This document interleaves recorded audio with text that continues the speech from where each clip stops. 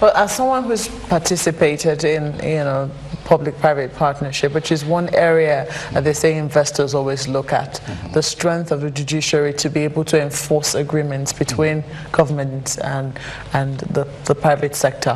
How would you rate the rule of law standing in this country? I will also go the conceptual, and I'll be specific. Conceptually, there was an attempt to develop the rule of law, but it did not become sufficiently robust. Take MME2 for an example. Just take MME2 for an example. We signed an agreement. The agreement was breached by the authorities from the first day. There was a clause saying go to the coordinating committee. We went to the coordinating committee. All the issues were resolved in our favor. The coordinating committee was set up by the Attorney General. It was ignored. We went to the High Court in 2009. The High Court ruled in our favor comprehensively. It was ignored. At a stage... It was ignored by who? The government of the day? The government of the day. At a stage, President Yaradua presided over a meeting himself and resolved all the issues. Minutes were released, of which we have a copy. It was disobeyed. By who? By the system. If the president, because someone will say that that's the highest authority. I'll just give you a catalogue of the weaknesses. Then we went a step further. I love the word you use, by the system. Yeah. And that's the fear. That's part of the constraints I wanted us to look at, because just yesterday we were talking with Mrs. Barr. We were looking at possibilities of opening up the markets, because if you look at the theme, they're talking about tough choices and achieving competitiveness, inclusive growth. And if you look at it, it is a more holistic idea of how to grow an economy, how to develop a nation. And if we have a system now, in quote, there's things outside the box in a negative way that may impugn on development, then you know you are in for a big problem.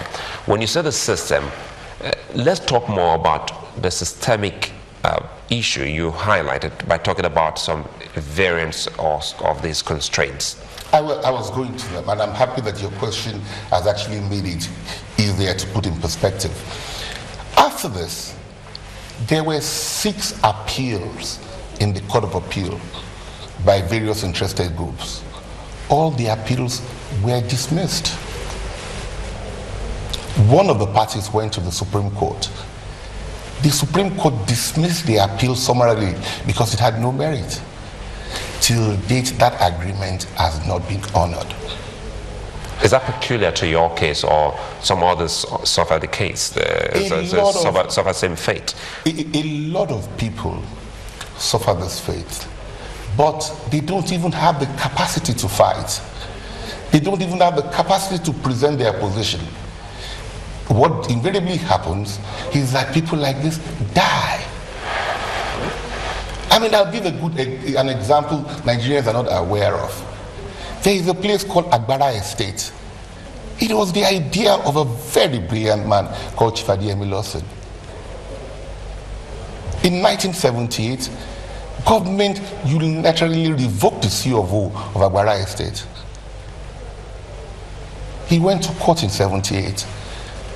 He finally won in the Supreme Court in 1996. I was privileged to have written the brief for the Supreme Court.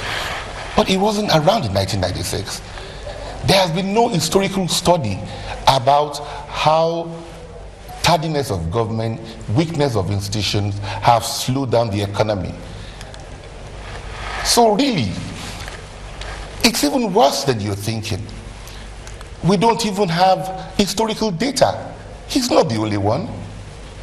I was not young when Chief Ashamu was going to develop Igbeti Mabu. I wasn't young, but I remember watching the screen, and government one day revoked the whole concept I don't know what happened after, but what I know is that Igbetimabo never took place. One of the things that, definitely comes to the fore from all of this, and I think that will take you up on, why it is that investors still won't give up. But some people believe that if you look at most of the scenarios, some of them I'm not aware of, but if you look at what's been happening in recent times, they also believe that there is no way you can divorce politics from the economics. Because sometimes it's a matter of perception of one government to the other, or continuity, as it were, from one government to the other. Chances are that they might just believe that this is something that, this other government did and we're not quite interested in it, and they could just breach the agreement, as it were.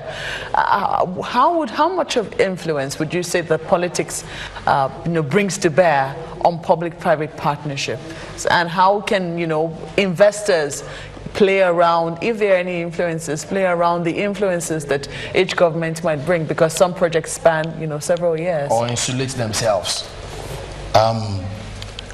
For as long as we believe that those who occupy political positions temporarily can change policies at will, we will never have enduring development.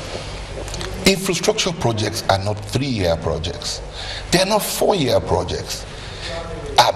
Most of them, you need about 20-25 years to even begin to recover.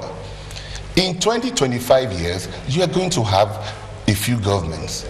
So the only thing that can keep them going is for us to religiously believe in the rule of law. The reason why we have a constitution that guides us is that we took a decision that we will not allow anybody, no matter how powerful, to decide what happens irrespective of law. So what we need to do is for us to first enlighten Nigerians that it's in our collective interest to enforce the rule of law.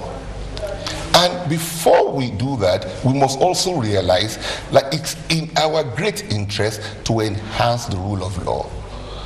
I am so worried today that the law as I knew it is being endangered.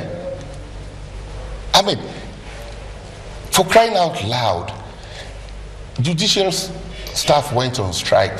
We want autonomy for the judiciary. Let them run their budget. Even this we could not pull through.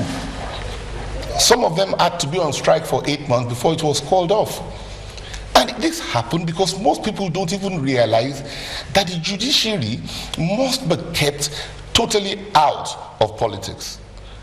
And that a system that is not well articulated in ensuring that only the best of minds end up in the judiciary is a failed system.